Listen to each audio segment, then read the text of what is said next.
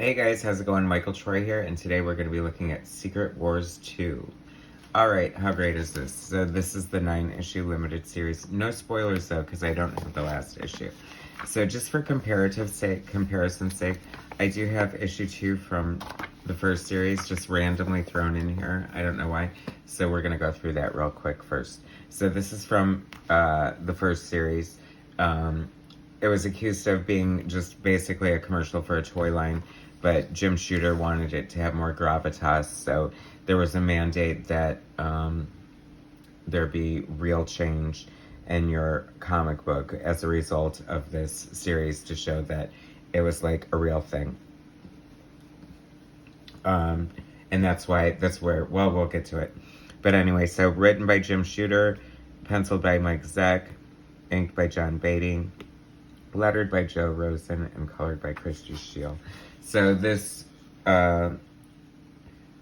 is basically Marvel's answer to DC's Crisis on Infinite Earths. They beat them to the punch as far as publication, but you know, Crisis was definitely more of an epic scope, and I think than this. So I don't know. Let's get into it. So I love Mike Zeck. I wasn't crazy about the art on this to begin with, but in retrospect, I mean, you know, this probably isn't the best representation of Mike Zeck's art because it does read a little bit like a commercial for a toy line. But I don't know. It's still very cool. I mean, it's inked by John Beatty, and they work together. I mean, they did amazing work together on, you know, Captain America. There's a great Captain America cover, Mohawk Storm. Here you go. Actually, I'm kind of digging this art more than I thought I did at the time, so I guess I was more of a snob, I don't know, comparing it to like the likes of George Perez and Art Adams and stuff. But I have to say, like, yay, like, this is very cool. Like, did you guys have the Secret Wars action figures? I can't remember which ones I actually had. I know that my brother, I think I had Doc Ock. Who else? I know my brother must have had Wolverine and Spidey. We had to have Spidey, right? I'm sure we had them all. Who am I kidding? So that was issue 1. Or no, that was issue 2 of the Secret Wars series. So anyway, oh yeah, so I guess I can tell you since we're not going to finish this, but so that's why Black Spider-Man costume came out. That's why She-Hulk joined the Fantastic Four. So they wanted lasting effects that came as a result because of Secret Wars. So this is issue number 1 of Secret Wars Part 2. Don't call it a comeback. So this is the John Byrne cover for that. How exciting. I was totally misled. I thought, I feel like the comic book store had a poster of this before they had the actual series, and I was convinced that John Byrne was going to draw the book. But no, it was penciled by Al Milgrom, so, you know. But we have inks by Steve Lee Loha, who did that great killer arc on New Mutants with Karma and the Shadow King. And, I don't know. Okay, so Jim Shooter did write this. He wrote the first Secret Wars, and I don't know. Jim Shooter is a very polarizing person. He was editor-in-chief at Marvel throughout most of the 80s, and, you know, I mean, I don't know if it's, I mean, I'd have to say it's a combination. You know, if you have bad editorial leadership for whatever happened, you know, was it the talent rebelling against him? For whatever reason, it was working, and Marvel was killing it in the 80s under him. So, I mean, I know he made a lot of enemies and unpopular decisions and butted heads with creators, but that's kind of what an editor does. So, if you'd rather just, you know, sit in a...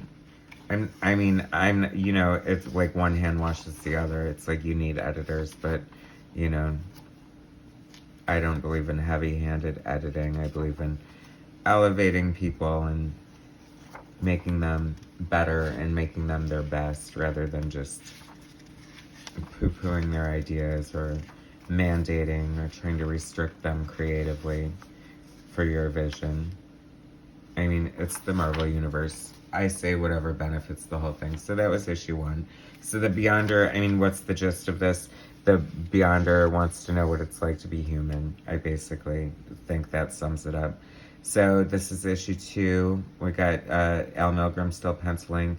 Steve Lee Aloha is joined by industry veteran Joseph Rubinstein on inks. That's a cool page of splash of New York City. It looks like a Xerox copy, I would imagine.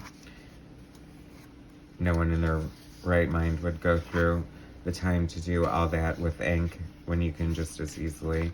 So I guess She-Hulk's still in the Fantastic Four, and she is with Wyatt Wingfoot. It's so funny, like,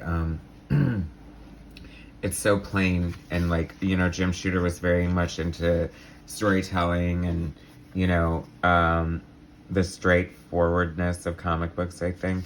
You know, it's like, if a book like this came out today, it's like, and I think we have Image to thank for that, and so that is a good kind of thing in a way, because comics is such a visual medium. It's like, why don't we have any, like, big, explosive, I mean, so you have 6 panels, right, and you're introducing Spider-Man. I would make one of them look, you know, like the money shot, from an artist's point of view. That's all I'm saying. But, you know, it serves it well. It's a sign of the times. You know, comic books didn't, at this time, you know, I think there's a happy balance, and you should find both, you know, because comic books is a storytelling medium, and, you know, the mission to tell a good, I have these stickers, I totally have these stickers, the mission to tell a clear story should definitely outweigh the need to show off your artistic ability and show this great, like, you know, pin-up looking shot of Spider-Man. I mean, not saying that you shouldn't. I mean, like I said, I think there's a balance and a room for both. What happened to number 3? Oh, there it is. They're out of order. Okay. So these covers are kind of cool. I'm kind of digging them. So this Al and Steve. So this is Al Milgrom and Steve Lee Aloha again. And, I mean, it's fun. It looks very much like, I don't know, I really like Steve Lee Aloha. Lee Aloha as an artist when he's penciling and inking, just penciling or just inking, and I think he added just what we needed to the character of Al Milgrom's pretty straightforward, very, like, Marvel House style, like,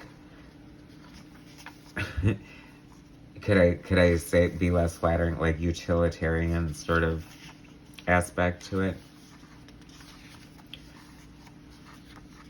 So the Beyonder basically just goes, I mean, I don't know that this really needed to be a 9-issue limited series. It's about the Beyonder, like, this is like, you know, it could be fit into like a 90-minute comedy from the 80s, like, now we're getting like theatrics from the Kingpin. I don't know. I mean, the concept's kind of great, actually, this like all-powerful being. And I don't know, it does seem, like, how did they not do that in the 80s? Like, that is such a, like, an 80s trope. It seems like, you know, someone godly trying to fit in with humanity, or showing how they don't fit in with humanity, or trying to find their own humanity. You know what I'm saying. So here we are up to number 4. Love Monica Rambeau being on the cover, my favorite Captain Marvel. I love this era of the Avengers. What can I say? I mean, it's totally ridiculous, by the way, but I mean, Black Knight, Hercules, Star Fox with that crazy hair and outfit. But so much fun. I mean, those were my Avengers, you know. I guess they wouldn't translate as well to the big screen. I'm happy with the Avengers movies, trust me. So here we go. I guess this is suddenly a romance comic. And she's dressed like a hoe. And I mean, if I were the Beyonder and I could go to Earth and become anything I wanted, I don't know if I would pick, like, a parachute pants, Jerry curl combo kind of thing. But hey, there's the Molecule Man living in domesticity with Volcana. Isn't that funny? Remember them from the first Secret Wars. Oh gosh, did she OD? Oh, what's going on here? Oh, that's his girlfriend. But it's okay, he brought her back to life. Is that Allison Blair? That's so funny. Who else could it be, right? I love it. Oh my gosh. Actually, this is so wacky. It's like a total... I mean, come on. And then he shows up like naked in an ice cave with a bearskin rug. I mean, that's super ridiculous. Jim Shooter, what were you thinking? This had to have been the beginning of the end. Oh, look. Aurora in her yellow costume. I'm so happy to see Alpha Flight. I didn't expect to even think about them showing up in here. Which makes perfect sense because they did have that crossover in issue 27 in the penultimate John Byrne issue. And even though the Beyonder's on that cover, I love that cover. And it's actually issue 28, forgive me, John Byrne's last issue. Not his penultimate issue. Aren't you glad I caught myself? I hope nobody like stopped it immediately to correct me. I'm just kidding. Anyway, so number 5, we're almost halfway through it, and like I said, I don't have the last issue, so no spoilers. Leiloha and Rubenstein together again on inks. Who is this? Skids? Or I mean, come on. Remember when the New Mutants had like those ridiculous characters like Skids and Rusty and Boom Boom, and I mean, come on. Was that like an 80s thing, or I mean, sorry, Louise Simonson, if that was all you. I don't know. I think it was. I'm gonna pin it on you. That's very cool and cosmic. It's about, I can't believe that's like the closest thing we've gotten to like super excitement. I mean, this art, you know, Al Milgrom. I'm not gonna knock you because you're like a Marvel veteran and deservedly so, great inker, penciler in your own right, but this, I mean, maybe it's Jim Shooter too, I don't know. Be like, here's 10 panels on each page. Tell a story. Here we go. We're busting out now. Here comes Beyonder in his white, like, leather jumpsuit, and all is well with the world. We got Cloak and Dagger on the cover, Power Pack, She-Hulk in her Fantastic Four costume, and Thor. I'm so dated and old school or whatever. It's like, that's perfect to me. I don't think you need to update that. No seams, nothing. Leave the yellow, the big ridiculous boots. I'm all for it. That's kind of cool. Good tech there. As you can see, I haven't been too kind to Al Milgrom's pencils, but I guess he's getting the job done. And see, that's when comics were only 75 cents anyway, so what are you risking? 7.5 nickel or dimes. It's not like you're paying $6 for this, but you know, we did have some really killer great art. Volcano and Molecule Man again. Oh, some Kirby Crackle. See, every artist post-Kirby uses Kirby Crackle. I should say any artist worth their salt post-Kirby uses Kirby Crackle. It's like addictive. It's a necessity. I've used it. You can't help yourself. It's like almost mandatory. Mephisto. That's what I love about these crossover events, is that you do see just crazy characters from all over the place. Oh, we're almost done. Issue 7. Al Milgrom, Steve Leiloha. Okay, actually this is working for me on so many levels. This is almost giving me like Walt Simonson vibes or something. Like, it's looking very cool. Way to up the art game, like 7 issues into it, guys. Like, so cool. Although I have to say, as an artist, I know maybe drawing Mephisto is more exciting than drawing a grown man with a jerry curl and a jumpsuit. I don't know. Thing, we get to see Thing. See, that makes sense as a costume for him, right? Like when he's covered head to toe, it's kind of weird. But, gosh, I mean, this is all over, and here we have Eternity. It's just like, this is like who's who in the DC, I mean, the official handbook to the Marvel Universe. But with a story wrapped around it. And some Jerry curl action. Oh my gosh, Kraven the Hunter, like my favorite Spider-Man villain. Kraven's Last Stand, such a great story. Jam, DeMatteis, and Secret Wars 1 artist, Mike Zack, right? Okay, so this is it, guys. This is the finale for us. If you want to know what happens post, and I know you, I'm sure you could probably take it either way. There's probably a slim chance in hell you've hung on this far anyway. So if you had, thanks. Hit subscribe, hit like. We've made it this far together. I feel like we're kind of bonded now. Like, we're in it. We're in this together. Oh my gosh, see? And wasn't it worth it? That is an awesome Phoenix effect. That is so cool. That is John Byrne worthy right there. Oh my god, I would love to own this original page. Oh my god, that is gorgeous. That was totally worth it. And Phoenix, my favorite Phoenix, Rachel Summers. Screw Jean Grey. Stay dead, bitch. Sorry, that was harsh. Oh my gosh, speaking of harsh, look, the Beyonder is choking Rachel. What is wrong with you, you jerk? You have like all those powers. Oh, that's cool. That like Egg City.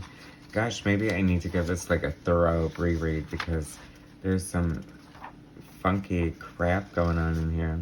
Challenge of the GoBots. Nobody talks about the GoBots. People talk about Transformers, but not the GoBots. Alright, so that is the end of our journey together with Secret Wars 2. If you want to finish it, I recommend you go out and get a used copy or get it on Comixology or something and read it. Thanks for watching. Please subscribe to my channel, hit like, share my content, and I'll bring you some more later. Alright, thanks guys.